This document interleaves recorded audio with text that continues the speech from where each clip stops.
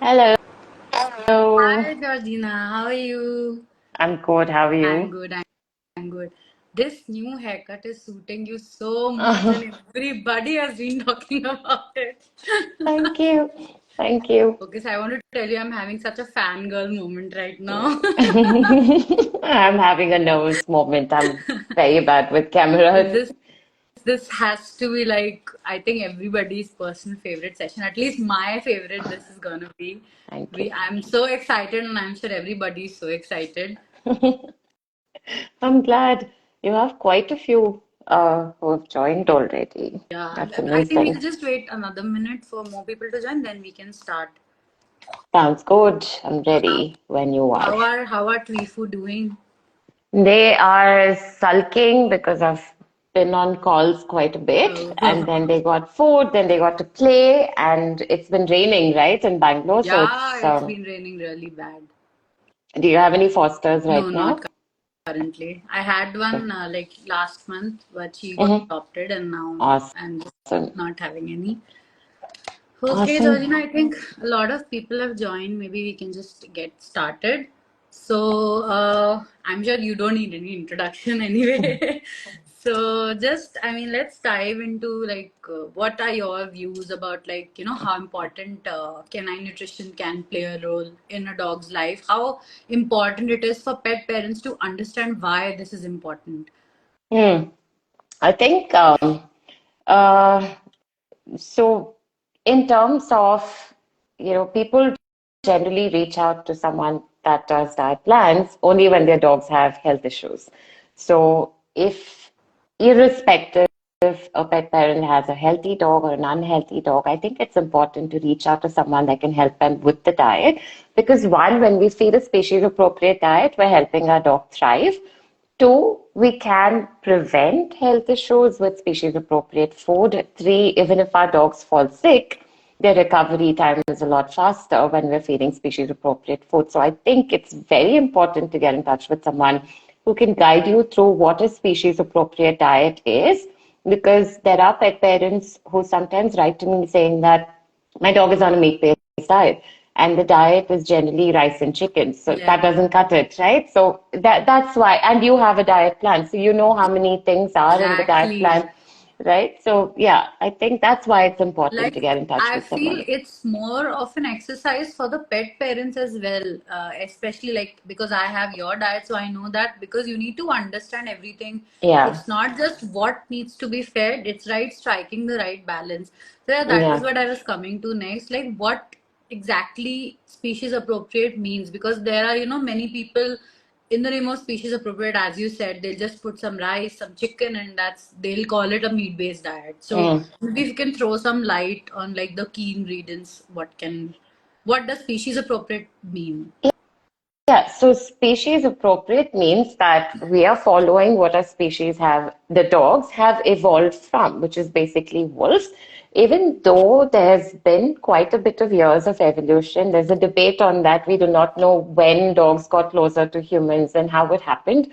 But we do know that the anatomy of a dog, in terms of the jaw, the way the jaw moves, sorry, the way the digestion happens, the lack of salivary amylase in the mouth that can help digestion of carbohydrates, which we have, dogs do not have. So, species appropriate would be respecting the fact that their anatomy is built to break down meat and feeding them according to that. So, a species appropriate diet will contain meat, it'll contain organs, it'll contain fish, it'll contain some bone matter, it'll contain some,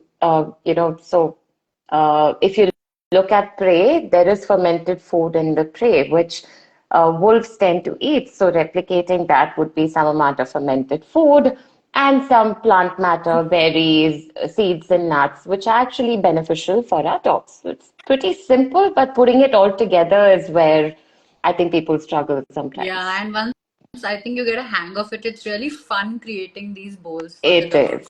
like Yeah, rotating yeah, in different ingredients true, and stuff.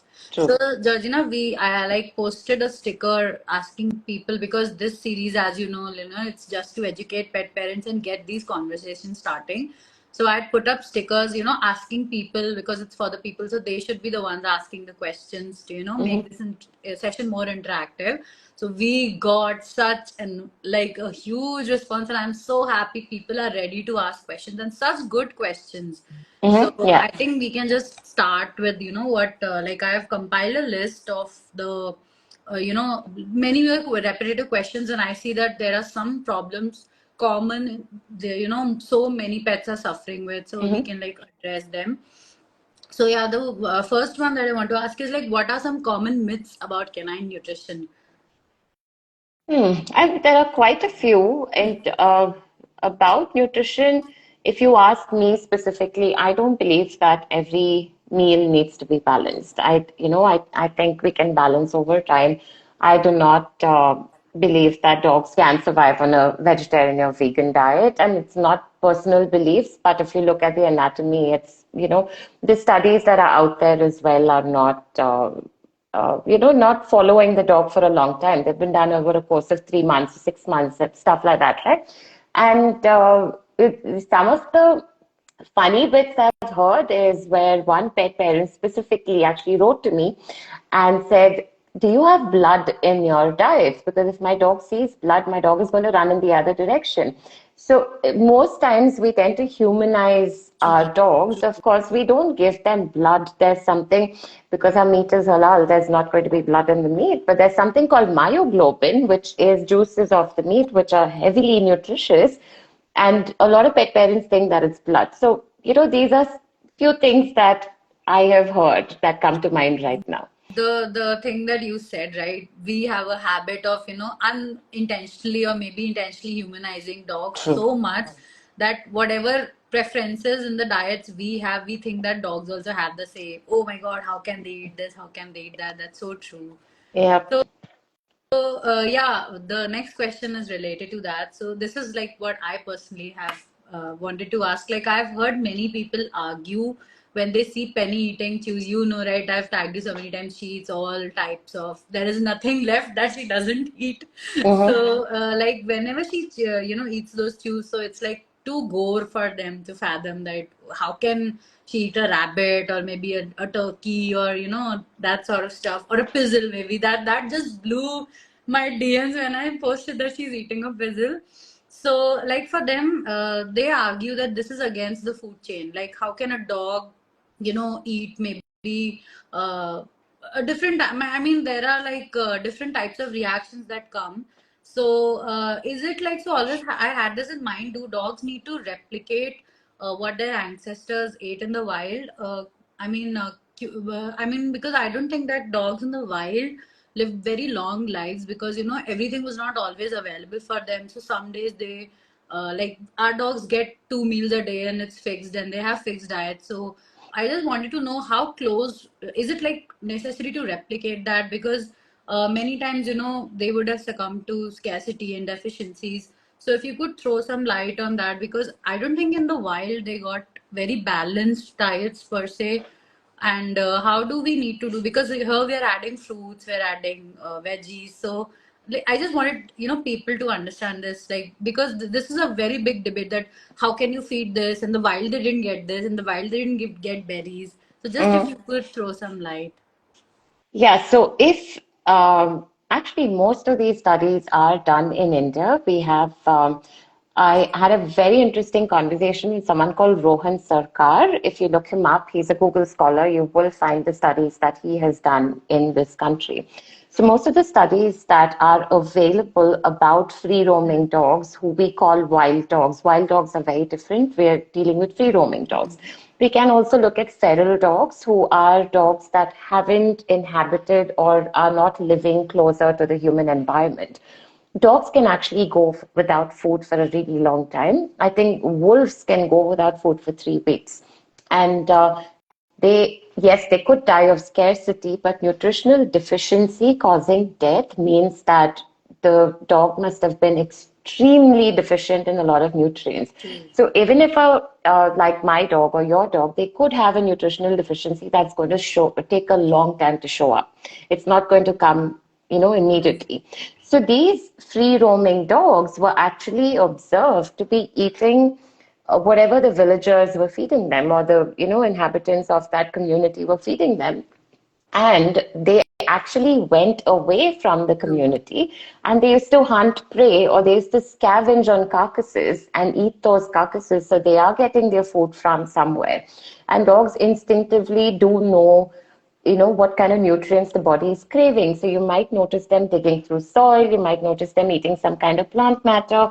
When it comes to bones, if you actually notice these free roaming dogs, you will see that they're chewing on a twig, or they have a bone in their Mm. mouth.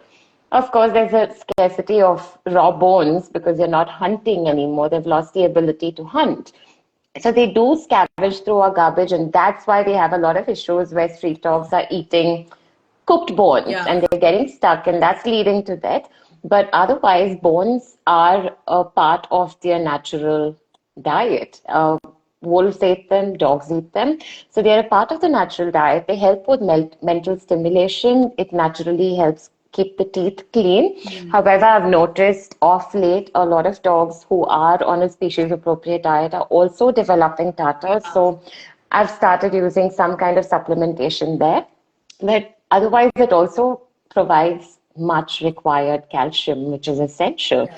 and giving them variety. So each bone, if you look at a duck bone, if you look at a rabbit bone, if you look at a goat bone, each of them have different amounts of calcium in them. Yeah. So it's good to give them, different shows, because one, it's keeping it exciting for our dogs. Our dogs are VVIPs these days. They want variety as well. Yeah. There's They even two want different sets. things fed a certain way, like, steamed fish, not raw. Like, Yeah, yeah. I've seen. So they're, showing us what they want, which is actually Yeah, great. If your dog is telling you what they want, what they don't want, it makes our job so much easier.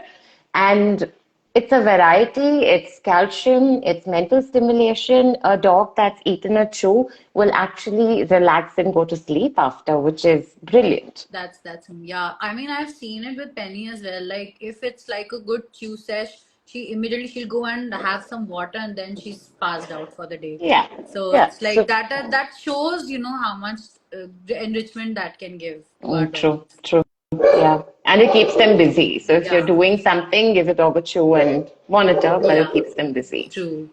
So the next question was that how soon can we start feeding species appropriate food for puppies? Yeah.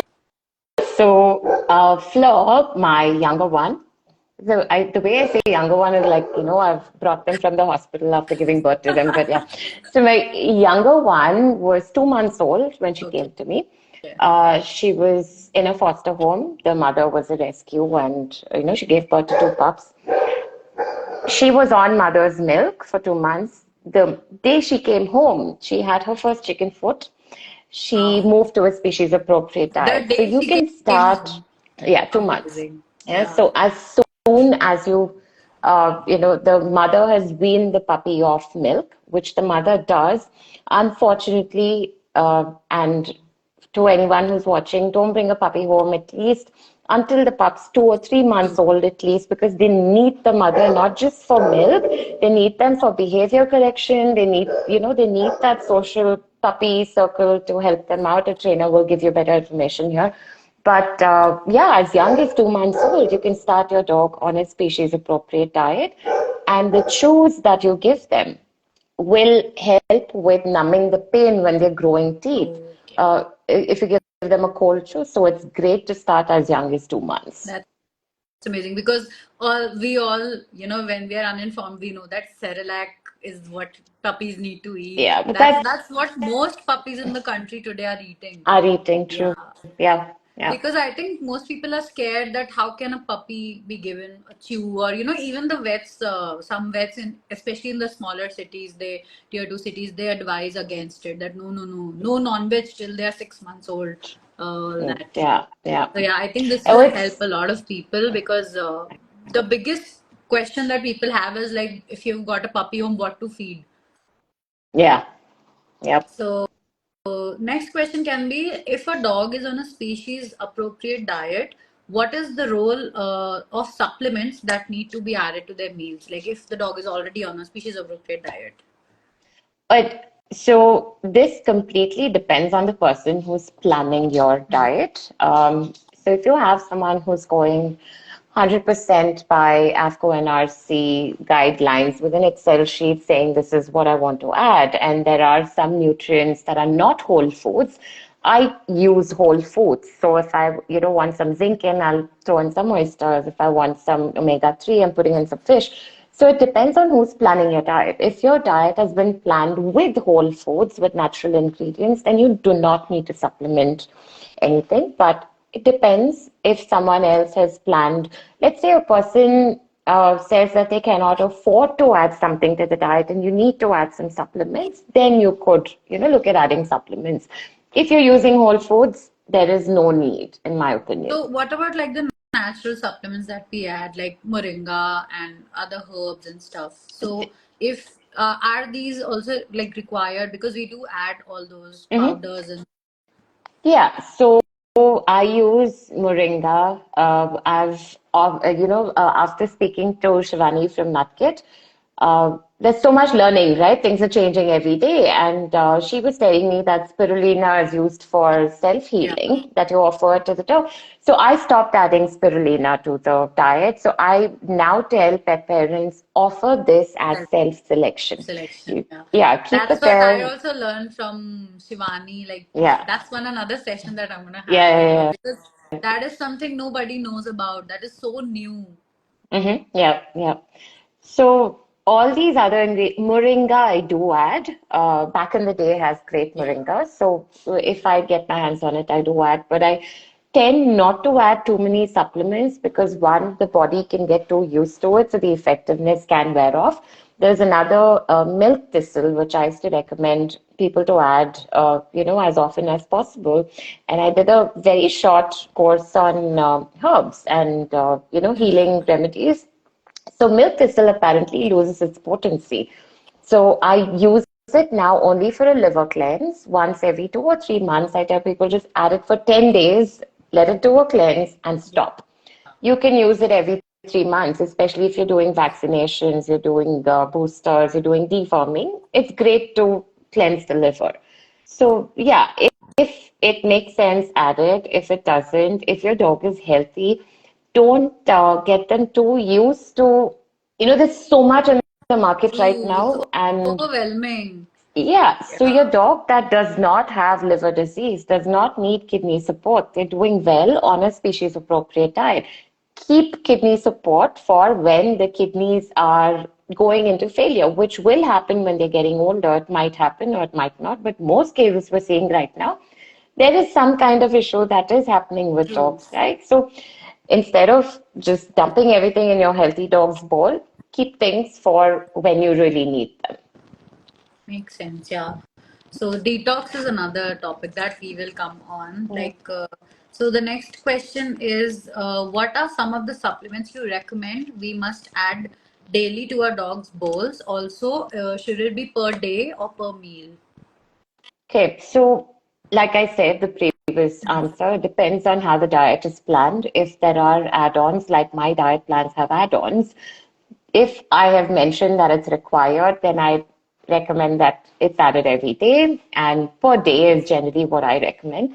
If someone else has made the diet, then they might have told you add this 3 days a week or add something else 4 days a week. So it's best to follow that. Most times, your consultant or your practitioner is going to tell you, or your nutritionist will tell you how much to add, how many times a day, how many times per week, or is it per day or per meal dosages? Okay, that makes sense. So, what are the signs of a balanced diet versus an imbalanced one? Yeah, so if it's chicken and rice, we know it's not a balanced diet. A good home cooked diet, so there is something called the ratio diet. We used to follow the 80-10-10 and stuff.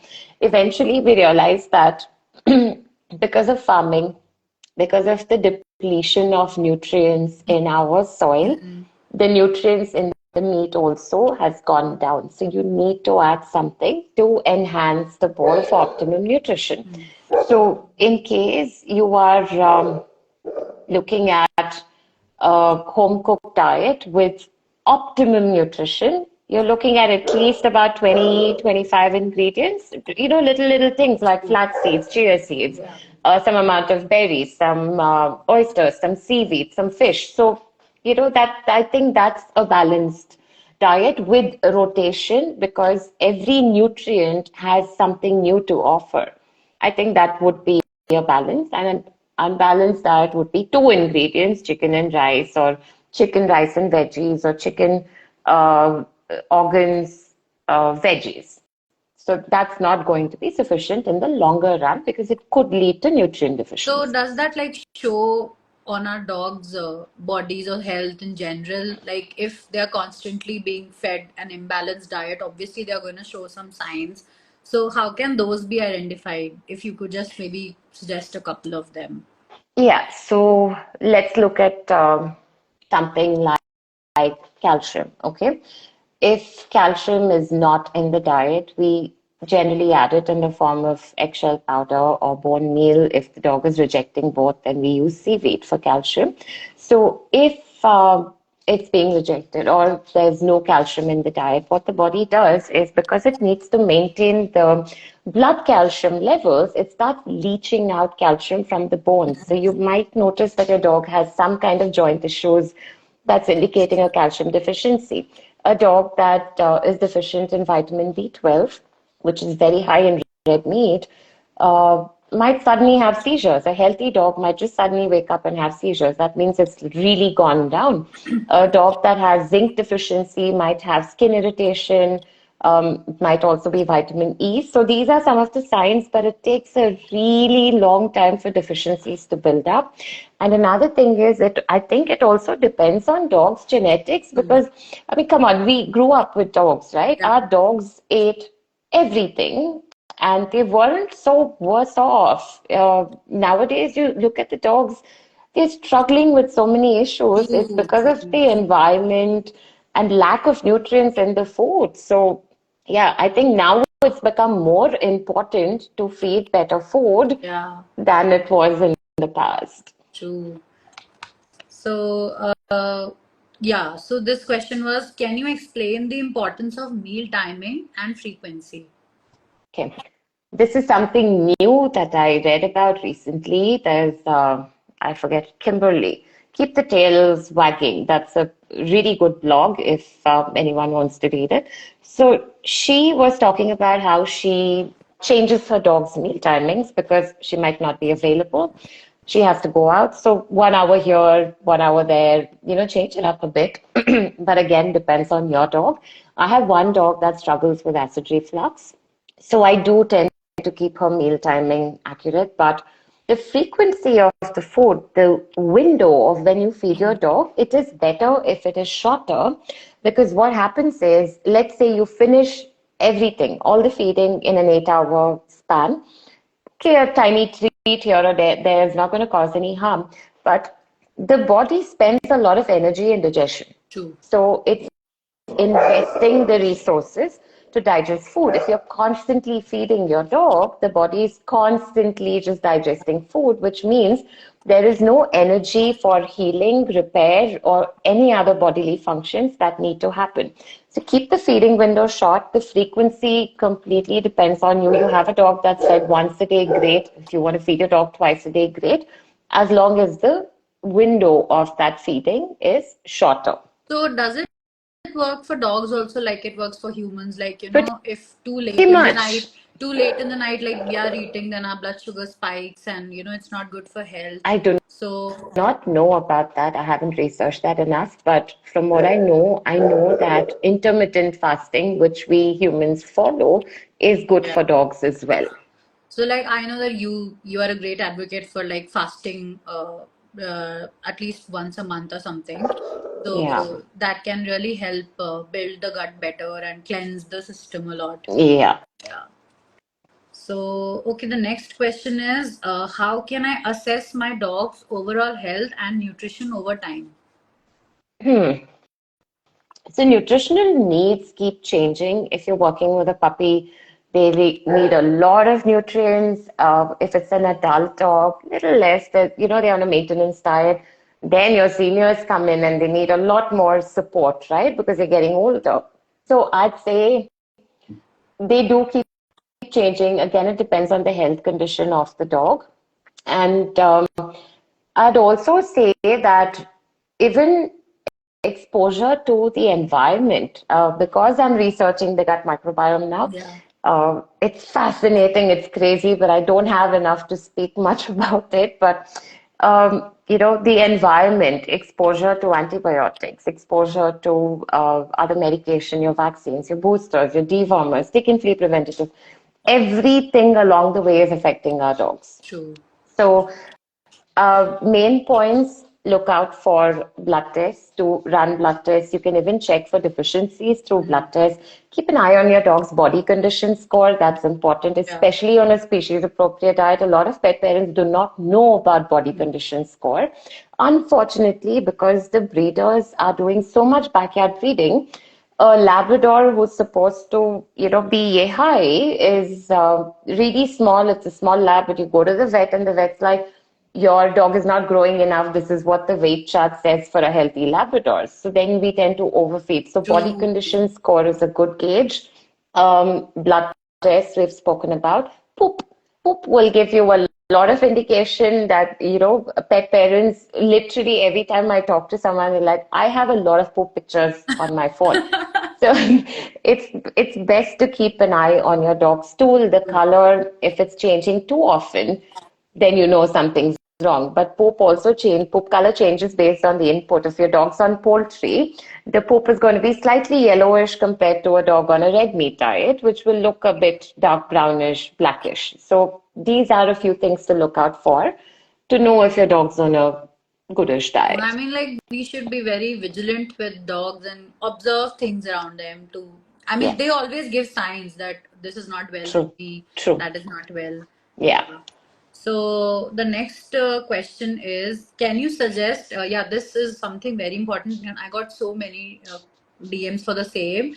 Can you suggest some tests for dogs that must mandatorily be done annually, and which should be done biannually? Like, basically, which tests should be done to just gauge the health, as you said, that getting done is very important. I think I had a vet snippet with Dr. Negi on this. So best is to be answered by a vet, but if you were to ask me, it would be great to do CBC, liver function test, kidney function test once a year for healthy young dogs. If it's a senior dog, it would be better to check heart function, be better to check, joints. It would be better to kind of speak to your vet based on how your dog is doing to Yeah. see what test needs to be done. And that for senior dogs, especially dogs above 7 years, or maybe six, even maybe 6, 7, would be good to start doing it every six Okay. months. So there are no like, do you suggest like the CBC to be repeated every 6 months or so? For seniors, yeah, it would be a good idea.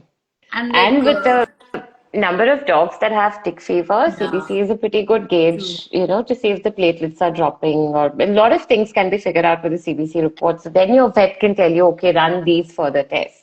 So it is a good idea to run tests. So also I've seen like many dogs are developing hip dysplasia these days. Like it's scary how common that has become in our Yeah. dogs with all the bad breeding practices. Mm. So like suppose if I am so is that test also well to gauge like maybe annually or it's like fine once in a while or It how so? depends on what your vet recommends and how bad the hip dysplasia is.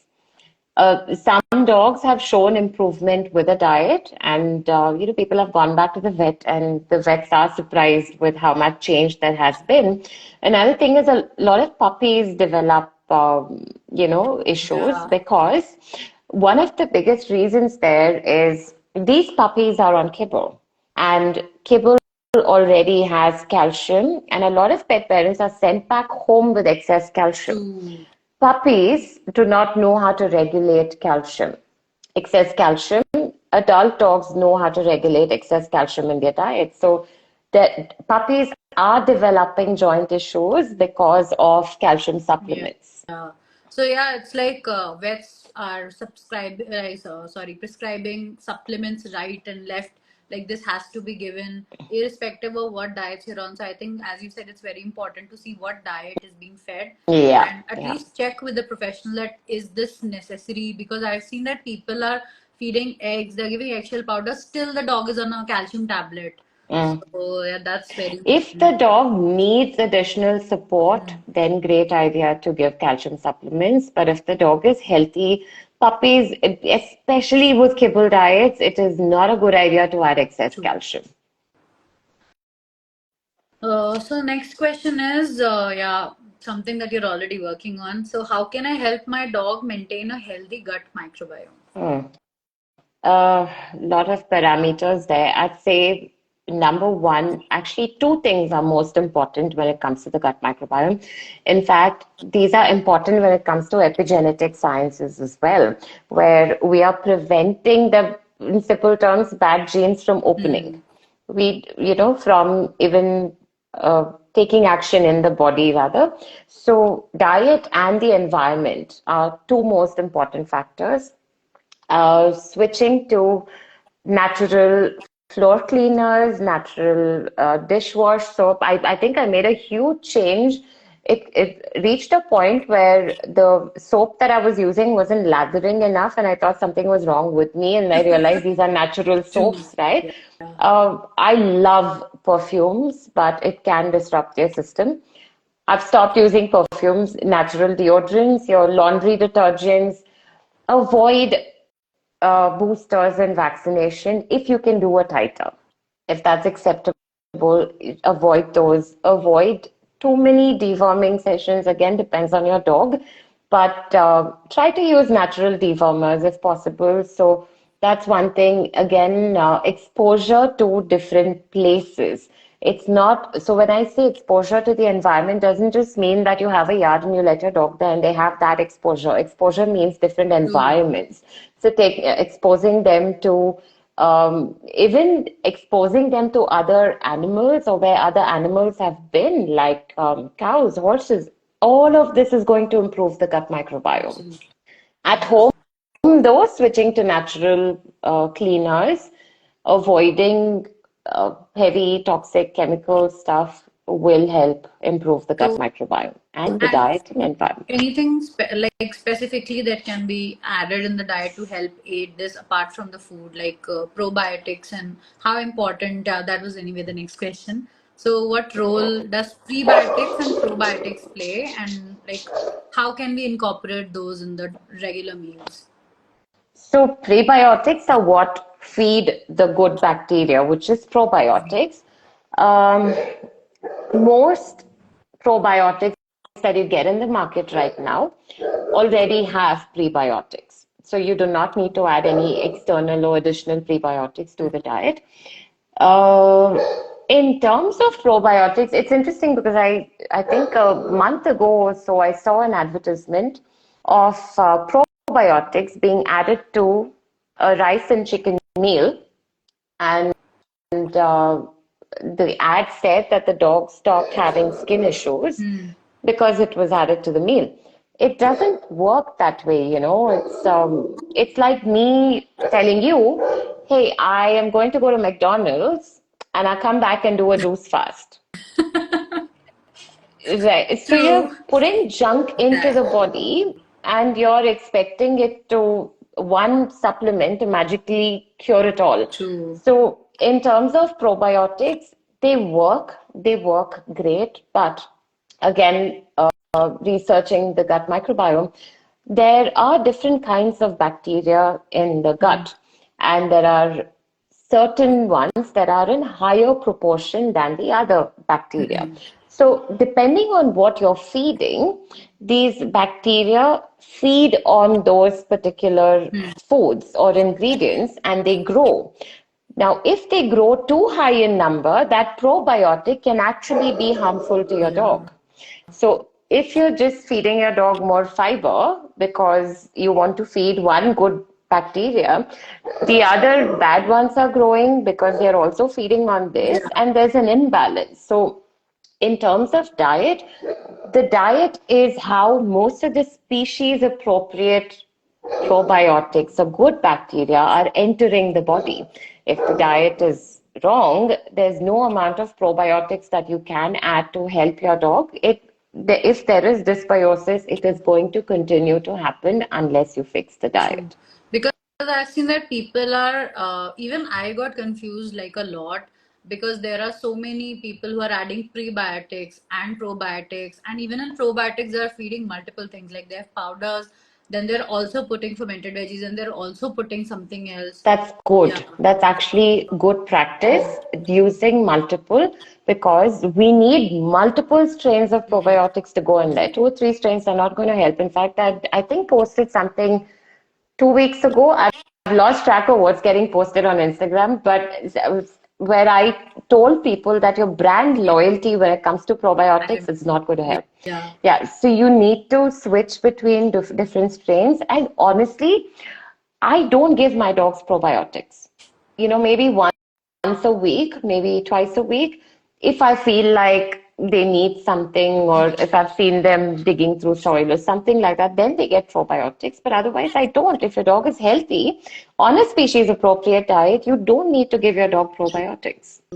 So, can you just quickly mention few natural sources of probiotics that I do know that one is fermented veggies. What others can There's be if people are kefir, not adding powders, then to get a variety? fermented vegetables, kefir, goat milk works as a great probiotic. Yogurt works as a great probiotic. I am not convinced about curd, because curd is actually curdled milk, but there was a study done in India, in Calcutta, I think, where they did find different strains of beneficial bacteria in curd. But again, there were also a lot of pathogenic bacteria in curd. It depends on the way curd is made. So these are some foods that can add probiotic value to the diet. But fermented foods and probiotics sometimes increase histamine levels in the body, which you see in dogs with allergies, sensitivities. If sometimes we've noticed that dogs that have skin irritation and we give them fermented vegetables or kefir or yogurt, it gets worse. It's not getting better. True. So it's important to work with someone who can guide you through this So process. if I've seen many dogs, they're definitely like allergic to dairy. Mm-hmm. So if it should like curd is also not supposed to be given, right? Because people feel Yeah. dairy means milk or paneer or something, but we can still add curd. Yeah. Well, honestly, I think very few dogs are lactose intolerant. There's an interesting study. It was done in Europe, where on humans, where they spoke about lactase persistence. So basically, the gene that shuts off your lactose tolerance, I think it happens at the age of 5 for humans. And because it's persisting, that's why humans are able to consume and digest milk products. I think that might have happened with dogs as well, because again, the microbiome, there are similarities in humans and dogs. So, dogs, because they've co evolved with humans, there will be a lot of similarities. There are very few dogs who are lactose intolerant, and honestly, dairy is such a great addition to the diet because it has a lot of nutrients. It's actually wholesome food.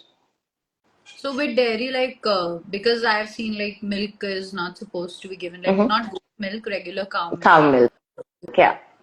Goat milk is great. Camel milk is great. I use paneer. I use a lot of paneer. My Twee will sell me for paneer. He's crazy about it. Same with Yeah. Teddy. He's crazy about paneer and even curd. So Yeah. So they do like dairy, yeah. and if the dog is lactose intolerant, you will notice it immediately. There will be some form of bloating or loosies or something that will show up. Hmm. If they're not, knock yourself out with dairy. It's great. It has a lot of nutrients. What about cow milk? Like because many dogs, I've seen people They do. can't digest, yeah, because there are certain particles. Is it particles? I can't remember the words, sorry. But there is something in cow milk that is not good for Okay, dogs. got it. So, okay, the next question is how essential are carbohydrates in a dog's diet and what kind? We know like India and carbs, it's like Uh, something you just yeah. cannot separate the two. Yeah, again, pet parents think that feeding their dogs rice is going to keep them full. In fact, it's the opposite because rice digests very quickly. So it actually makes the dog feel hungrier. Dogs have zero biological requirement for carbohydrates. Zero. They do not need carbohydrates in their diet.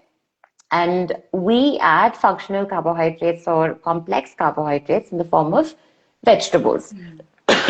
I'm sorry. And I don't really use anything else. Let me just get a sip of water. Sure. I must have. Sorry.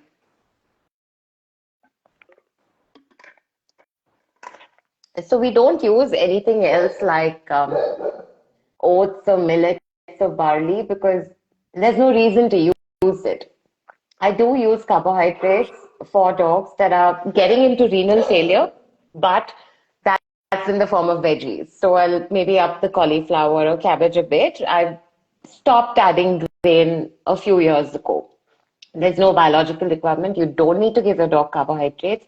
If you do, then maybe up the veggies that have a bit of carbs, like, cabbage, broccoli, cauliflower. That's good enough. Because many bowls that we see on Instagram or otherwise, they have this much rice and the other ingredients are little Very little, because yeah. I think, as you said, people think that that will keep them full. The grains will keep them full. Yeah. And the other danger with carbohydrates is that if there's very small portions that dogs use. Hmm. So human beings synthesize carbohydrates for glucose. Okay, it gives us energy. Very simply put, dogs have something called gluconeogenesis, which means that they can synthesize glucose from protein and fats, and they have Hmm. reserves. Excess carbohydrates are only going to be stored in the body as fat. And what does fat do? Fat absorbs toxins, and that's why there are so many toxins in our dogs' bodies because we're giving them unnecessary carbohydrates that's converting into fat. We also see a lot of obese dogs because they're eating too many True, carbohydrates. true. So, like, because people, I think the general notion that is there on social media and otherwise is like gluten is the only thing that's bad. So, Yeah. gluten free is the new trend that is there. Like, if the grain is gluten free, then we can, like, oats is most commonly used, Hmm. ragi is most commonly used. Yeah. So, I think if you could shed some light, like, it's not just gluten that's the enemy because grains in the form of ragi and soy, even soy people are giving. So if you could Oh, just soy is so bad. Soy is one of the worst ingredients you can add in your dog's food because it is directly linked to oh my god. hypothyroidism in dogs. So soy, no biological value, corn, no biological value, grain, no biological value. And look, I get that some people will find affordability hard to just feed a species appropriate diet. But if you can cut down on these and increase the meat, even that is more beneficial True. than thinking that there was this video once in a while. I will see something that really annoys me. Otherwise, I'm pretty calm and patient. So it was a summer salad for dogs. There was no meat. It was just veggies Oh my god. and curd. Hmm. So we have this misconception that it's hot, so my dog needs to eat veggies. Would you do that to a tiger? Would you bring a tiger home and say, here's your salad because it's hot? You would not because a tiger will eat you up, right? We take dogs for granted. If they were going to eat us, we would have fed them meat. It's so dogs, irrespective of the temperature outside, they do require meat, and there's no reason for us to add carbs to the diet unless there is a health condition that we are trying to address, Hmm. or if you want to keep the meal a bit more economical. If you can avoid doing that, better So for your like dog. if a dog, I've seen many dogs having this issue, like they have sensitive guts. So anything they eat just reacts. So I think the biggest misconception is dog with sensitive guts should be on rice. So I think I've made that mistake myself. I've made that. I used to tell people if your dog has gut issues, just give them a bit of white rice, it'll resolve. And No qualms accepting that I messed up there. And, later I realized that it's actually better to give your dog boiled pumpkin Yeah. than giving them rice because rice is increasing the inflammation. Yeah. What happens is rice has a lot of starch, right? So it's binding the poop technically. So poop is coming out solid. The minute you eliminate rice, poop is back to being bad. So Yeah. to first, I'd say do a cleanse. Let your dog fast. Fast. Yeah. Nothing's going to happen. Let them fast. Give them pumpkin. Give them a bit of broth, right? Yeah, she's looking at me with that no fasting face. Yeah. Like what? Give You say them fast, I'm pumpkin, running out. food crazy. Broth, pumpkin, it works. Let the gut settle, let the gut heal. You're adding more food when your dog is sick. Your dog is not going to be able to recover as well unless your dog's on medication and you really need to give food. I think it would be, beneficial to just give them a little bit of pumpkin broth or just plain boiled meat, preferably chicken or turkey, which is low in fat, Yeah. and that's it. Rice is, I hope, whoever I've worked with is watching this and, they're still not feeding rice because I True. still feel bad about recommending rice back then. Because as you said, it's the biggest misconception. People consider like meat with being heavy. So they are like, oh my God, is having loosies. I cannot give meat. It's too Mm, heavy on the tummy. But from yeah, what even I had the same thing unless I, came across your post, another nutritionist who told that no, please give them broth. Broth is like a superfood in such a yeah, situation. I yeah, personally faced it with Penny. So it gives her tummy a rest and she's able to digest it better. So it's yeah, really helpful. yeah. Like, yeah, this is the Yeah. biggest myth that feed rice because their tummy is upset and Oh, it yeah, doesn't that's a work. good point for the first question and second question you Yeah. asked. Feed rice for a bad. Yeah, I forgot about that. So the next question is, I think we've already addressed that. What is the difference between prebiotics and probiotics, and what role does it play in a dog's diet? Yeah, do they need to be a part of my dog's food on a daily basis, like every meal? Not essential. If you have a healthy dog that's, pooping out the good stuff, and I don't think it's required So if you're feeding them a good diet. how often should we add? Like we can add maybe a throw in a probiotic or something. I'd say keep different options available. If you really want to, once or twice a week will not cause any harm. In fact, it'll probably just come out if it's not required. So it's okay to do it once or twice a week, but a healthy dog does not require any work on, with probiotics. If they're getting species appropriate food, there's enough probiotics entering the system through the food. Okay. So yeah, so this is like how I think we've already talked about it. How do different life stages affect nutritional needs, like puppy, adult, senior? So Hmm. I had personally this question, like suppose we have taken a diet chart from a nutritionist. So how often do we need to like readdress it based on the phase that a dog is in? So like I took a chart when the dog was a puppy. So then now my dog is an adult. So how often do we need to revisit this with the nutritionist and stuff?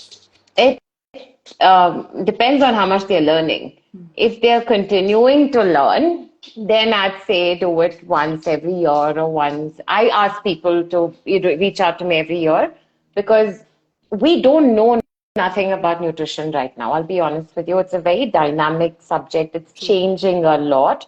And what I knew 8, 9 years ago is very different from what I'm doing now. So I think it depends on who you're working with. If they are, working towards learning new things, then update it. It is preferable to do it maybe once every year, once every 2 years. Hmm. If your dog is healthy, that would be ideal. Plus, if some health issues like come into the picture, then Absolutely. Any definitely. kind of health issues, but sometimes, okay, here's another thing. There was one client who reached out to me recently and said that the dog was diagnosed with renal issues and they were asked to put the dog on renal food. Now, I took a look at the reports. My first question to any pet parent who sends a report is, was the test done on a fast? I don't not know why this is not recommended. And a lot of dogs are unnecessarily getting diagnosed with renal issues because digestion interferes with these True. values. So your bun might go higher. Obviously, it's going to be higher because the dog's eating meat, right? Yes. Creatinine is going to be higher. Creatinine turns into creatinine in the body, so that is going to become higher. So fasting tests are extremely crucial, and if they are mildly elevated, I generally do not make changes. I will maybe add a supplement or, for liver, maybe like a dandelion tea or milk thistle, and the vet will already have given us some kind of supplement. So unless it's something drastic that's changed, I don't think we should keep changing diets, True. you know. So, Yeah. So this is like a very common issue that had come, picky eaters. So can dogs be picky eaters, and how do I deal with my dog's picky eating habits? hmm, I haven't seen a lot of picky eaters when it comes to meat. Um, actually, I think I recorded a video. It's probably going to pop up on Instagram one of these days. So when I got Twifu home, right, it is very important to orient your puppies or get them used to different textures, different flavors, different foods. That kind of sets the precedence for how they're going to be when they're adults. Now, if you haven't exposed them, let's say a dog has been on kibble or a dog has been on chicken and rice, they are going to be dubious about the new foods that you're going to offer because they're going to smell it and I don't know what this is. And it's probably going to create gut issues. So, one, if you have a picky eater and you're moving them to a species appropriate diet, give them a lot of time. Take it very slow, give them a lot of time, get them used to different textures. If they don't like, some dogs can't digest chunks. What will have happened is that, let's say a person who's been feeding kibble is moving to a species appropriate diet, the gut pH will not be acidic enough Mm, to handle meat. true. So if you give them chunks, they might throw up. So give them mince, get them used to it. Picky eaters, again, what are you feeding? Are you giving them chicken and rice? Then, yeah, your dog's going to pick the chicken and leave the rice. Most smart dogs do that. Give them foods that they like. Try different protein types because some dogs may instinctively know that they're intolerant to something that's in the bowl.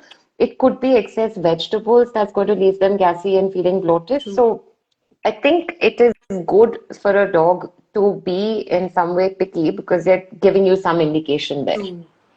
So, and I also think, like you said, they take a lot of time. So we have to be a lot patient, Patient. that and consistent. That we know Yeah. we eventually we just give up. Ki, oh, she doesn't like this, or he doesn't like Yeah. this. Hmm. So just move on. So I think, yeah, that's a very good It point, takes because time. I've Yeah. seen with fish, many dogs are very picky. Like Mm. some dogs just reject fish outright. So can this be an indication, or is it like how, like, because many dogs I've seen, they just don't like Mm. fish.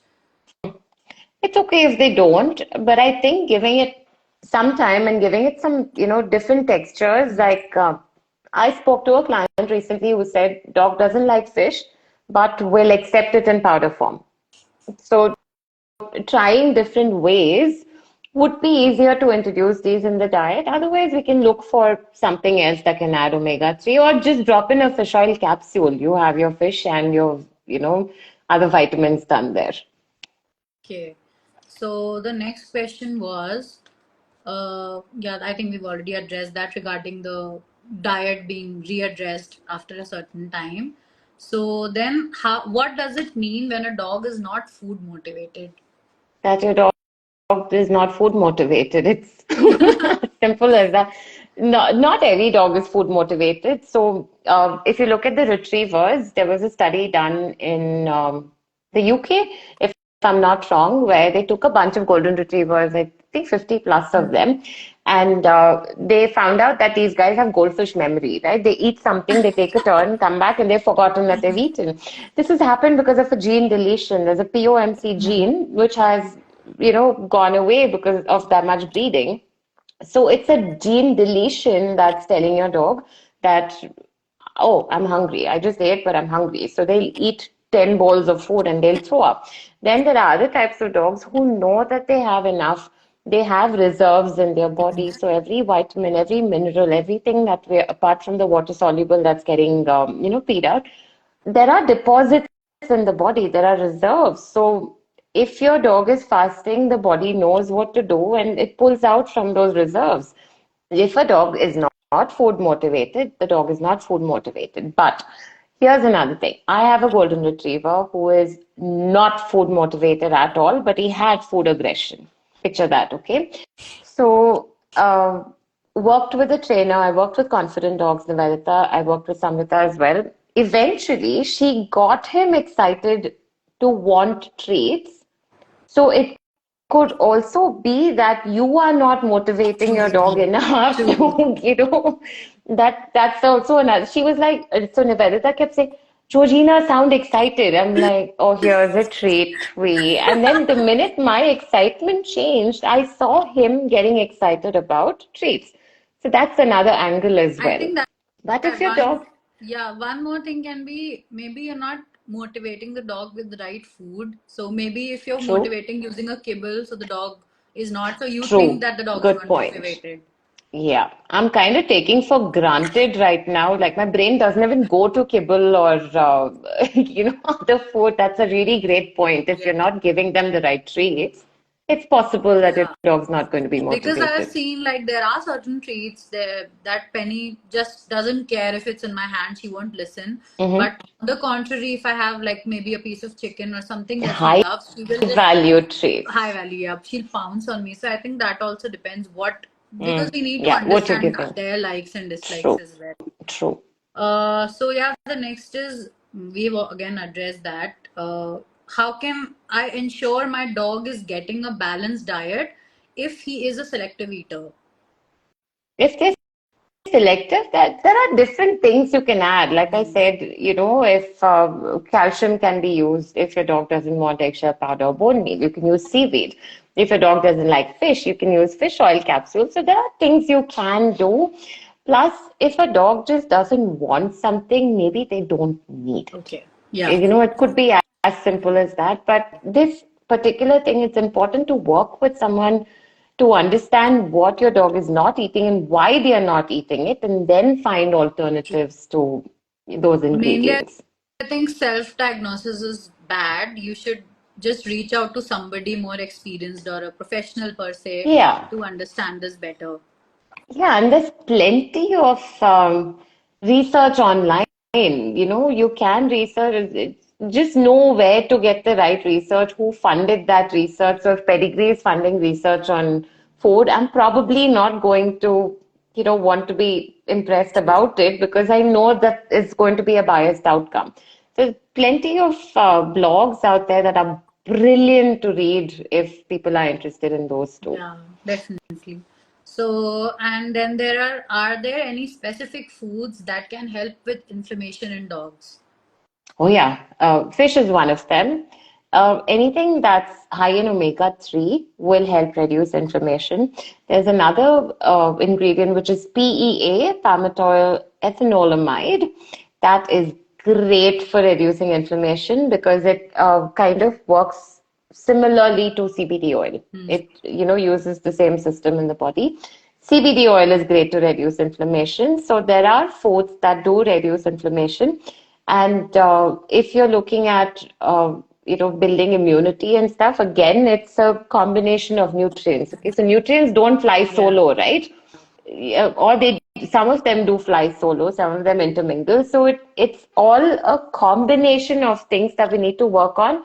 So if your dog has inflammation, you can't say, Georgina said fish is good for inflammation. Continue feeding your grain and then add PEA. True. That's not going to work. So the I basis, your foundation has to be right. like I as you had already explained many times earlier, you've done it that eliminating things that is causing the inflammation should be the first thing I Yeah, feel, because as you said, yeah, right, things interfere and then the results are not proper. true. So the next question is, how can I maintain my dog's weight effectively? Was First thing, reduce the amount of carbohydrates in the diet because carbohydrates are being stored in the diet as fat. Two, avoid giving too many treats. If you're, like Someone told me while we eat, our dog has to get half of something, that we're eating. That's not essential. Table scraps are okay. Give them a teeny tiny bit, but you don't have to give them half your meal and then feed them, True. their meals. So if you're feeding something that, let's say today I decide to give them an extra treat, my dog's an extra treat, I'll cut down the meal quantity. Compensate for it the next day. Most times dogs are getting obese. Biggest reason, carbohydrates, excess carbohydrates, processed foods, Free feeding. and so many beautiful, gorgeous treats out there, which I feel like eating, but loaded with carbs. Now, someone might say, oh, this is gluten free, but there's a load of almond flour, coconut flour. Where is this going? It is going into the body. The body has to do something with it. So, excess treats and too many table scraps, so many of these things are leading to obesity in dogs. So if you want to do treats, cut down the meal. And also, like, I remember I had a discussion with you as well on this. Like, if a whole prey is being fed, then, Skip like, if the the meal. chew size is bigger, that doesn't mean that along with that, the same meal quantity needs to be given. True. Yeah. Once in a while, it's okay. But if you're doing it repeatedly, then it's going to show on your dog's True. body. And as you said, like, BCS is the best way to gauge, like, their Yeah. obesity and all. Yeah. Uh, so yeah, so this was one question. Is it normal for a dog to have sensitivity towards a particular organ meat? I have seen my dog getting allergic reactions to all kinds of liver, be it chicken, mutton, or beef. Um, I don't know what they mean by allergic reaction, if it's loose stools or rashes, but one thing is liver should not exceed 5% of the diet because it does lead to loose poop in dogs. It's very nutrient dense, so that might be mistaken for an allergic reaction. It is not that I've come across, not that I've read any literature on this either. If a dog is allergic to or intolerant to a protein type, it is going to be that protein type with the organs as well. If chicken and egg don't have the same amino acid profile, so if your dog is intolerant or allergic to chicken, doesn't mean that they'll be the same towards chicken eggs. But it's very unlikely that only the organ meat is causing issues. It might be excess organ meat that is causing the issues. And like you said, the combination with something else, like something that is going Possible? overboard in the diet. Yeah, that's also possible. Yeah. Okay, so yeah, what this was, I got it from like a couple of folks. As you know, like tick fever is on the rise and it's getting very scary. So, Hmm. what should be the key elements to include in the diet for tick fever recovery? Why does my dog keep getting relapses, and how can I ensure to prevent this further? Hmm. That is, I think, pretty hard to do because I think I was talking to Dr. Negi about this, and he had said that the, you know, pathogens that are causing tick fever have evolved to a point where we don't even see signs of tick fever in our dogs until, maybe a dog collapses or it's become really Yeah, difficult right now. So yes, you can work on building immunity, but at the same time, your dog's genetics also play a huge role here. So I'd say I'll park the immunity question and, the how to avoid relapses because I don't want someone holding this against me. But I'd say if you feed your dog a healthy diet, even if they have a relapse, they're going to bounce back true. sooner. That's one. Two, if the platelets are really low, I generally make a soup with mutton liver or beef liver and spinach. So these ingredients are great at increasing platelets. That's something I start adding to the diet, but it has to be done little by little, especially if a dog's not used to it. And you will notice that the count starts going up within 2 or 3 days with liver and spinach. Hmm. If feed the other protein types, chicken liver work. Uh, Liver and spinach is actually a good option to increase the platelets. While the dog is on tick fever medication, it's better to administer medication with fats because it absorbs into the body better. And dairy needs to be avoided because calcium, some forms of calcium interfere with medicine absorption, antibiotic absorption. Okay, yeah. And I think dairy also needs to be avoided when on antibiotics Yeah. or tick Mhm. fever. I think tick fever is a whole other episode that maybe, sometime later we can do on, because it's so It common and you it's it scary, is it is and people are so confused, and especially many dogs are getting relapses. So that is something I think it's a whole other life that we can do about. true. Yeah. So, what key foods, meats, veggies, or any specifics to include more in our dogs' diets with the onset of winters? Again, depends on a dog. See, senior dogs may have inflammation. Is your dog seeking cooler places? Is your dog seeking warmer places? So it depends on your dog's body, their personality as well. So, and I'd say if it is a good idea for a pet parent to look up what their dog's body type is like. Is it more yin? Is it more yang? Is it more warm? Depending on that, choose foods that suit your dog. So a warm dog, I will give cooling foods even in the Hmm. winter because it suits my dog. If for a cold dog, I will give warming foods even in the winters or in the summers because that suits my dog's body. Hmm. So completely depends on your dog. Another thing that parents can do is to give them, get a platter and put different options on a little thing so you'll know what your dog is choosing as well. Hmm. True.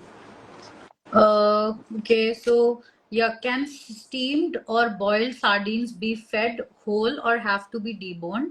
Which fish requires deboning?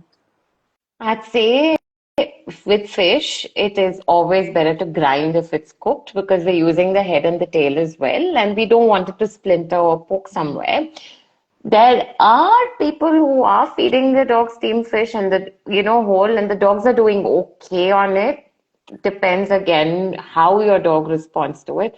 But in my opinion, it would be best to grind fish after it's cooked and then add the paste to the bowl or feed whole raw fish.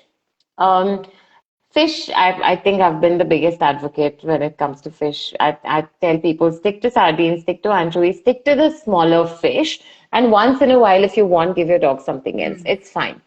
But both these fish, sardines and anchovies, I would prefer to cook and grind. Deboning sardines is a nightmare, Yeah, so true. grinding is And easier. what about mackerel? Like, is mackerel a good choice? And The reason why I don't recommend mackerel is because there were a couple of studies about, I think we get our mackerel from Kerala and Bombay, and both studies were talking about how much toxin buildup was in the mackerels we get. That's why I've stayed away from it. And I do tell pet parents, I'm like, please do your research. Wherever your fish is sourced from, go to that. I think there are fisheries, the information about fishing.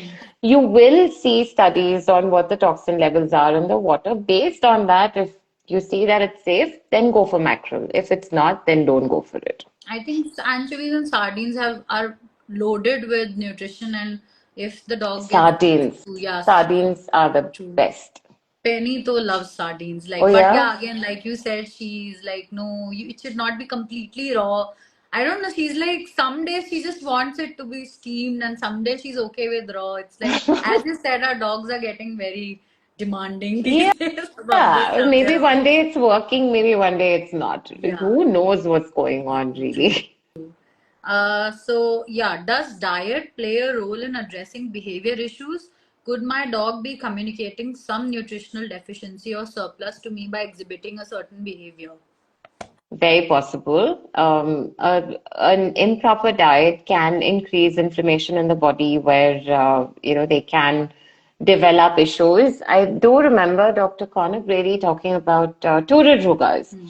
and how she got a German Shepherd for training, apparently. The pet parents came, left the dog home, and he was going crazy and wild. So Turid just took a bowl of raw food, fed the dog. By the time the pet parents came back, he was the goodest boy. He was just chilling.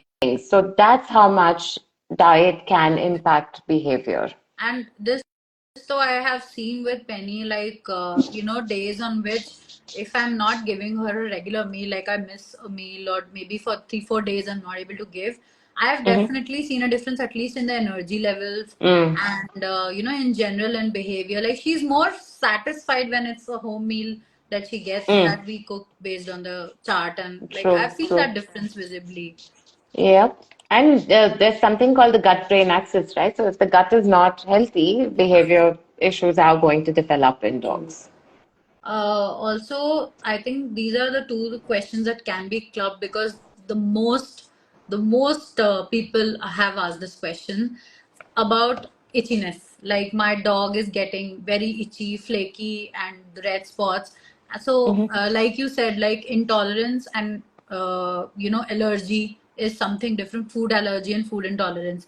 So, I Mm-hmm. think if we can club these and address, because so many people have told that my dogs get frequent allergies. They're itching a lot the whole time, and their gut is not good. So, if you can just address that together. Right. So, food allergy is something that impacts the immune system immediately. It's like if you're allergic to peanuts, you're going to see a reaction right away. Intolerance takes a long time. You will probably take a while to see it taking effect on your dog. So, if you feed your dog foods that they're intolerant to, what happens is there's an irritation in the small intestine. Mm. It starts over there, and then dysbiosis starts, and then you will start noticing loose poop or vomiting or skin irritation. So, in terms of food intolerance, if you're noticing this in your dog, I would first say though that you need to rule out medical conditions. Um, Hypothyroidism is one condition that it's really bad for a lot of dogs right now. So that's one condition that needs to be checked because that leads to weight gain, it leads to skin issues. Once that is eliminated and taken out of the picture, then you look at food sensitivities, and the best way to work around it is a food elimination. So you start with one protein type at a time and use the one that is probably least eaten by your dog. A novel protein type is also great, and then work your way from there to identify offending foods. True. Sometimes it could be like one client I worked with, I think 2 months ago, it was chia seeds. Oh It my was God. just chia seeds, okay? Out of those 20, 25 ingredients, that was triggering a really bad reaction in the dog. So it could be a really, really the size of a seed that's going into the system, creating ruckus in there, havoc in there. So it could be a very small ingredient. Another reason why dogs might be developing skin issues could be because of nutritional deficiencies. So, lack of fats in the diet. Pet parents who are new to working with us, Hmm. I can give my dog oil. Yeah. So fats is how the body is absorbing and transporting the fat soluble True, vitamins, which true, are true. crucial, right? So you say ghee and they look at you in horror. Isn't ghee bad? Ghee and Ghee is garlic, great. two are the evils that Yeah. it generally supposed to. Exactly. Yeah. So dogs need fats. A lot of dogs who do not have fats in the diet also struggle with skin issues. So there could be various reasons why there are skin issues. It could be mites, it could be fleas, and it could be as simple as grain in the diet or too Recurring many means carbs. you need to just see, yeah, observe the diet and Yeah, start eliminating first and see if something that's is the best causing. way to do it. Yeah. So yeah, one very important question that 2, 3 very kind people have asked is how to prevent community dogs catching ticks and fleas and developing recurring itchy skin. Also, what cure could we try if they're already suffering with it? Hi. It's She has to do this on every call. Come and give kisses. Okay. Ticks and fleas with community dogs is going to be really hard to True. do. You could use some powders for dusting. Everything else is expensive. So the sprays I use, which is Fungicide and Walk Saber, Saber. I don't know. I'm gonna have to sell one of my kidneys soon. It's just to make sure that my dogs are getting natural, right? But I do remember having a conversation about this again with Dr. Negi, who prefers a holistic approach, and he was saying that Even topical chemical remedies are a lot better than giving dogs ingestibles. So, if possible, I mean, a spot on might be if it's really required to back in the day, those Scooby Dub Dub powders, I've heard some pet parents give me great reviews about it. They use it on their indies and it's working for them. I think another thing that is not too expensive and can be used efficiently if the dog allows you to touch him or her is diatomaceous earth. You sprinkle the powder on the dog. I think those are some ways. And garlic, I do not know how efficiently it works Yeah. because, like I said, ticks have evolved. So garlic can be added to the diet. Try to work on building their immunity in some way by giving them less rice and more species appropriate foods because the healthier the body is, the more these things are repelled from, they feel repulsed to even latch on. Okay. So again, with the community dogs, what else can we mix with food for community dogs on days we cannot source meat? I currently give mashed rice, two boiled eggs, diluted curd, buttermilk consistency with turmeric and ghee. I'm also planning to stock up on kibble for emergencies.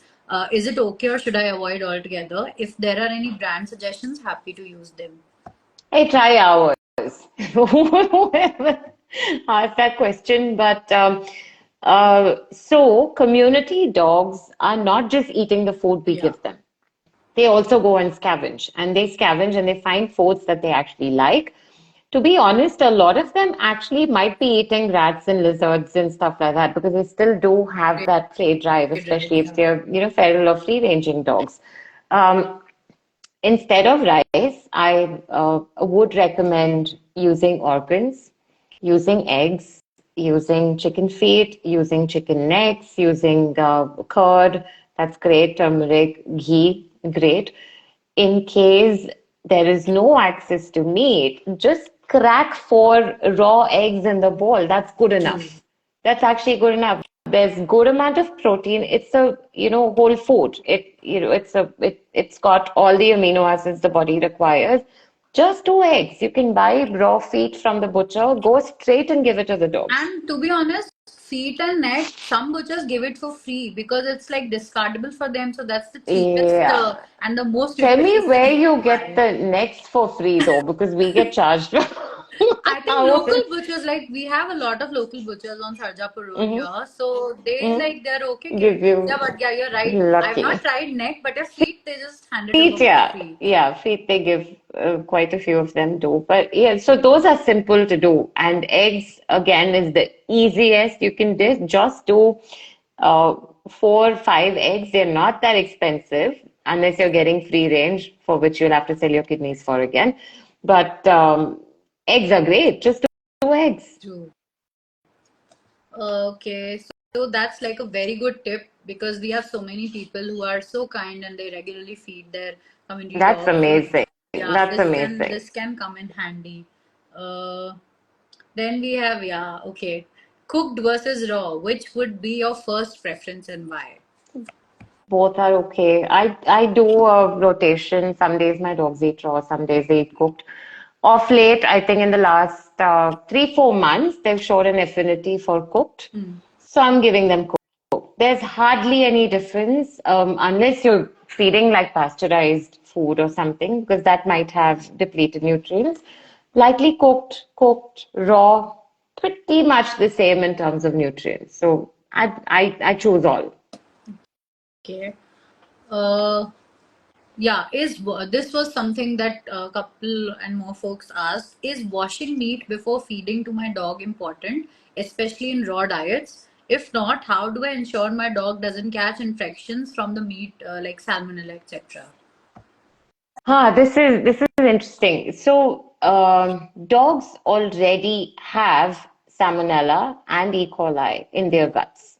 They already have it. When the percentage of salmonella and E. coli increases, that is when we know that there's an issue. The most reported cases of salmonella and E. coli poisoning has been from kibble and not raw diets. I think there is only one or two cases of dogs developing Salmonella and E. coli because of a raw diet.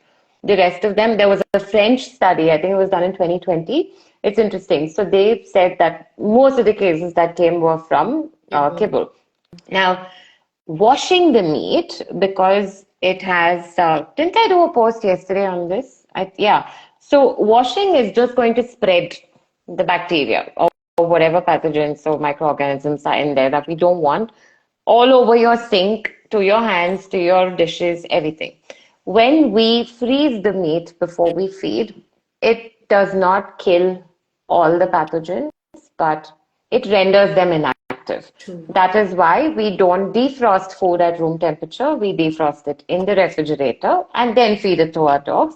So technically, there is nothing to worry about. Even if there's something in the meat, it's rendered inactive.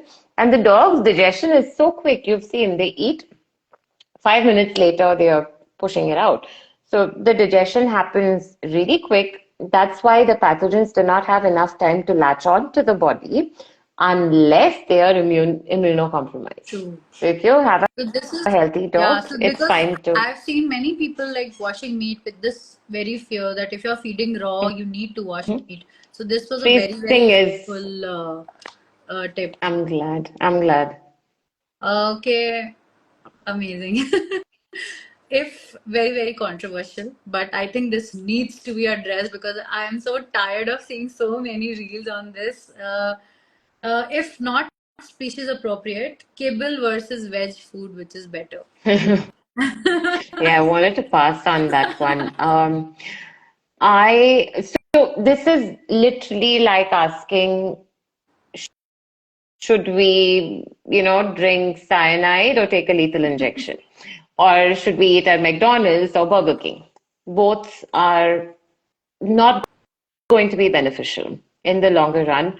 I think a veg diet is definitely 100% no because they do not produce enough amylase. Even in the pancreas, where the amylase is produced, they do not produce enough for them to be able to digest veg food. Kibble is extruded, pasteurized, there's canning, I mean, there's so many hydrolysis, so many processes that go on with it. It's ultra processed food, right? So if you really have to, then do kibble. If you can do veg, please at least try to add some meat powders. Right now, with the amount of products that we have in the market, instead of buying a probiotic or instead of buying liver cleanse, kidney cleanse, this cleanse, that cleanse, just buy some air dried powders or True. freeze dried powders. They come in packets. You just have to scoop it out and pour it into the bowl. So you're doing your dog a favor Absolutely. by giving them something. So if possible, if you're feeding kibble, add as many fresh ingredients, rehydrated. If you're feeding veg, try to source even eggs or bone broth or meat powders that you can top up on the bowl to do your dog a favor. Your religion is none of your dog's business, to be honest. Absolutely. Uh, Okay, then yeah, about dental health, people had asked like how can I support my dog's dental health through nutrition and maybe some supplements that can be added that will help Mhm. with like as you said, right? Even dogs on meat these days have tartar but even Penny had a Yeah. little. So like bones do not work 100% with Mhm. some dogs. True. So I think Bones is one for cleaning teeth. We have Canident. That is, I haven't researched any other products, I'll be honest with you. But I'm using Canident. This was created by Dr. Conor Brady, so I trust the product. And for people who still don't notice a difference, I think brushing the teeth Brushing. would be ideal. And there are several natural recipes online for teeth cleaning. So I think brushing would be. And I think seaweed powder as well. Yeah, so Canident is seaweed. And we also have Ascophyllum nodosum, which is that one variant of seaweed that Yes. helps with naturally cleaning teeth. But these act they take a few months to work. You're not going to suddenly notice a difference. Absolutely. I Anything think natural brushing the teeth will, is like something that can be regularly done, yeah, or maybe at least twice or thrice a week to help with that. true. Yeah, I'll Uh, give them something to chew. That there are people who have noticed tremendous differences. yeah. That's the quickest way to get rid of plaque if your dog has a lot of plaque buildup. So yeah, then the next segment is about, because I got so many. This is the last probably. I know we've exceeded a lot, but maybe just How a long were quick. we supposed to have this I don't session? know. I There's a never lot of thought of the duration of it. I'm like, we can just go with the flow and all. So CBD is like what people are curious about CBD oil, because there's a lot of debate around CBD as well. So many people have asked, like, are there any specific conditions or symptoms that CBD is effective for? And what are the common misconceptions about CBD? Then how is the sourcing of the CBD important, and how does it impact the effectiveness? um, CBD. It's been a while since I've researched this, but I did a quick reading, and CBD is specifically for pain management, cancer, epilepsy. If there is a health condition, address it with CBD. So I'd say unless it also works great for inflammation. So if you're looking at inflammation, if you're looking at epilepsy, if you're looking at cancer, sometimes it works for dogs that have kidney disease as well. So CBD is great for that. From what I had researched, it is more effective if it comes directly in contact with saliva rather than being added to food. So if it's given with a dropper to a dog directly in the mouth, that's more efficient. It might interfere with medication or some supplements. So it's ideal to keep a 4 hour gap between other medication supplements and CBD. And I think the best extraction process is the CO2 extraction. There's another word that comes before that, and I forget words, but CO2 extraction is the key word there. That is the most efficient form of CBD that can be used. If your dog doesn't have health issues, if you don't have a senior dog with joint pain or inflammation, don't use CBD. I'm not even a big fan of hemp oil. I'm not a fan of plant oils. I've stopped using plant oils. Ghee and butter is what I'm using for my dogs. Then I alternate between coconut oil, which works great. But if you want to use hemp oil as well, you really need to focus on the brand. See the, bottle. It needs to be in a dark bottle. It does not, should not smell rancid, should not be oxidized. Good quality CBD and hemp oil is going to be very expensive. It's not going to be cheap. True, true, yes, absolutely. So, and like, what are the common misconceptions about CBD oil? Because I've seen like many people totally talk against it, that no, no, like, I mean, in common terms, people think that it makes the dog high. Yeah. So the component, see, CBD, at least the commercial ones that you get, are not extracted from the marijuana plant. They're extracted from hemp plant, which I think has lower levels of THC. And CBD itself is extracted with the CO2 extraction method. So your dog's not going to get high. You're not going to be blown. It is CBD is the component of the plant which is used for healing. THC is the component that has hallucinogenic properties. I said that word in one go. So if and I think every product that we get has at least zero point 0.3 or lower. I could be wrong on that number. There is a bit of THC, but not enough to it's good for healing. It's not going to get anyone stoned, if that's the word we have to use, or high. Your dogs will be just fine with CBD. So, It might not be efficient for all dogs, but it does work for most. and one very sorry, I missed that question. It's a very important one as well, because we have Diwali around and we have festivity season going on. So, any quick tip you can give for, like, people, because as we know, like, dogs are scared, they're terrified with all the noise and the commotion. So, anything that can help dogs, be able to get through this phase and this time. Because Hmm. many dogs just skip food. So, should we, like, not, is it okay to if not feed or what can be fed like ashwagandha or anything that can calm them down. We Mhm. all know about CBD, so anything, any tips you have for pet parents? I wouldn't. First of all, if a dog is stressed and the dog does not want to eat, it's good to let them be, not force feed them. It is fine. Let them starve.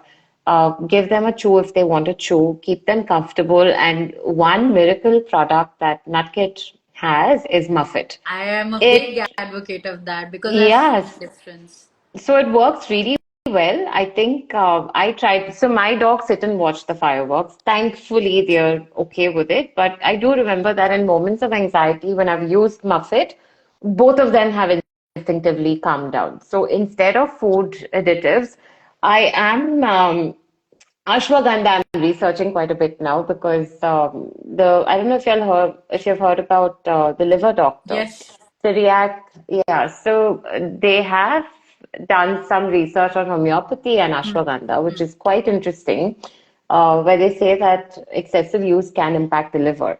So I'm kind of in that phase. I will not recommend ashwagandha until I've fully understood what's going on there. But I'd say for parents, instead of using foods, use something external like Muffet. If they don't want to eat, please don't let them eat because stress kind of shuts down the system. It shuts down the digestive system as well, and it's very possible that your dog's going to develop Yeah. loosies after that. So let them fast, give them what they want to eat. If it's a bone, give them a bone. But if you can't get out of the city, then nothing like it. True, that's true. I'm also getting out because Oh, although I've brilliant. seen Penny getting better, like last year she was much better, but I don't want to take that risk because Mm-hmm. we won't be able to enjoy anyway if we see her like constantly True. stressed and franticing here and there. So just to end the session, Georgina, I think we have a couple of just very nice questions. I'll quickly scroll through and see. Yeah, I was trying to If look at those. yeah, so if you can just maybe, summarize and just any tips you have for pet parents, any appeal you have for pet parents based on this session, like you want to request pet parents for something to follow certain things, do's and don'ts, and just quickly so that I'll just meanwhile check out the questions. Yeah. The do's are try to feed a species appropriate diet as much as you can. Avoid feeding dry food because the kidneys thrive on moisture, the body thrives on moisture. If your dog is on a proper species appropriate diet, then please don't randomly start adding multivitamins and other things which the body does not require. There are times when dogs have developed mineral toxicities or stones because of these excessive nutrients in the meal. Focus on optimum nutrition with whole foods, with real food, whatever you can afford, try to add those in fresh form.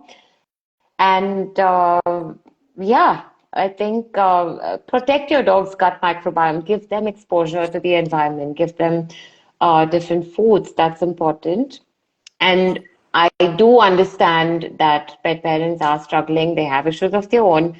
If you do what you can, do what's within your budget. Don't bleed yourself dry, but go by your convenience and your feasibility with what you can do, but try to do the best in terms of diet because that is the foundation of, our dog's health. Okay, so I've just gone through the questions. One nice question was that regarding the chews, I have a couple of questions I can see. So, what is the ideal size that a chew can be given, and what is safe and unsafe? Because I remember you educated me about that hollow chew I had been giving, and The also marrow, yeah, yeah, yeah. the bone with the So hollow chew that.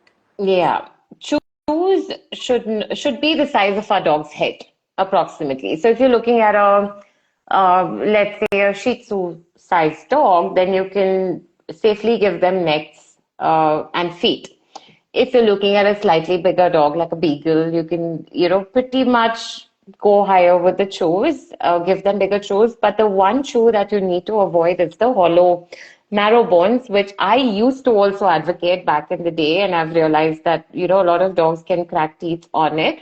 So you can do mutton trotters, chicken feet, chicken necks, duck necks, duck feet, ox tail, pork trotters, uh, pigtails, ears, snout, trachea, These are great options, some of the options, but heads, did I mention heads? Yeah, I did. And necks. Yeah.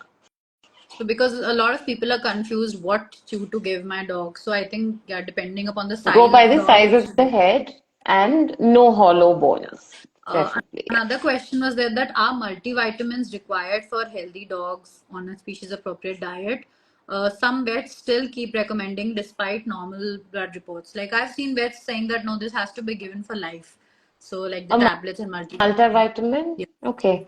Um, no, but there's always a test to check for the vitamin levels in our dog's bodies. So we can run the test. If your dog is on a species appropriate diet with all the nutrients that are being added in, if they are on optimum nutrition, you do not need to give them a multivitamin. Not unless your dog is having some kind of issues. Let's say your dog is going through renal issues, then yes, it's possible that we might add a little bit of more vitamin B and C because the body might be losing those nutrients, but otherwise you don't need to, not for a healthy dog. Okay.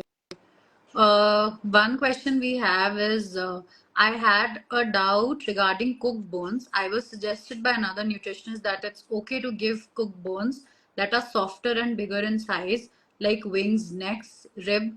My dog eats slowly. He carefully and slowly eats his meal, but still I'm quite skeptical about the bones. Yeah, so the reason why we don't do cooked bones is because they splinter. Irrespective of what bones you're giving and how slowly our dogs eat it, these bones are going into the body, and those sharp shards from cooking is going to poke somewhere in the body. If you had to use cooked bones, like say you make broth with chicken bones, you can grind them and keep that for bone meal, but please, please don't do cooked bones for dogs, not whole bones. Yeah, Georgina, thank you so much for your time. I'm so happy with this session, like so happy. I'm I glad. know I you were hope it nervous. helped. I was nervous, I and feel this. fine now. Initially there was this shaking and sweating, and then things got Yeah. better. Thank you for making me Thank you comfortable, for though. agreeing to do it. Like I was so skeptical when I reached out to you that you're so busy and you have I like stuff to do. generally the no is not because I'm busy; it's because I'm shy. Thank you for coming out of that and agreeing to do it Of because I course, think yeah. people learned so much today. I learned so much today, and like, not just you, canine nutrition in general and canine nutritionists are doing such an amazing job. I know how many battles you have to like fight with people because there are like so many beliefs through which you need to go and make people understand. That is So true. I hope more and more people reach out to nutritionists because I've always like any pet parents I come across, I'm a big advocate for this because I've seen my dog's life get changed. Yeah, yeah, So, yeah. so In I think fact, the reason I got into this was because I was feeding my previous dog pedigree and then he got sick and blah, blah, blah. Touch wood. I don't know if I should be saying this, knock on wood, anyone who's watching. These two have been with me, I think, Twee's turning 3 on Sunday. We have had zero vet visits. Zero. amazing. Just diet, not been sick. I hope really nothing happens because I said that, but yeah, diet can do wonders. Wonders. True. So because we have also transitioned, Penny was also as usual on Cerelac, then on kibble, and then even in like as you said, right, imbalanced food is equally bad. Like for if you're giving just chicken and rice, so that's what we also Yeah, started on. But what a difference and what a journey it's been I'm glad. learning. And I Yeah. think people shy away because they see like, oh my God, the chart is so complicated, and can't you just tell me what to put? So I Mm, think that's what people need to understand that it's a whole other game. You get so enlightened and you get to learn so true. much. So Yeah, and there are so many products easily available, right? So, organs, you have organ blends available, you have fish powder available. There are a lot of things that are coming together. So, even for busy pet yeah. parents, it's actually not that hard to prep meals anymore. It's overwhelming for maybe 2 months, 3 months, and then it just becomes like So clockwork. I remember that you had there was one question about like budget feeding on a budget. So I remember you've done a whole series on that. Hmm. So whoever wants to check that out, you can. Like there is still it's very much possible to feed a species appropriate diet even if you're on a budget. So True. I think you can just check out the reels and stuff on Georgina's page and you do not need to compromise on good nutrition, even if you're on a budget. So thank you so much for your time, Georgina. We love you Thank you and for having me. thank you Thank for you. Hopefully, the existing other and ones doing come this as for well here. Now they're getting antsy. Thank you so much for having me. I hope the session helped. definitely. And yeah, I can more see content so on many updates. thank yous in the comments as well. I think people are very happy with this. So this will also be saved with Georgina as a collaborator. So you guys can check this session out whenever you want to or share it with anybody who needs to know the basics.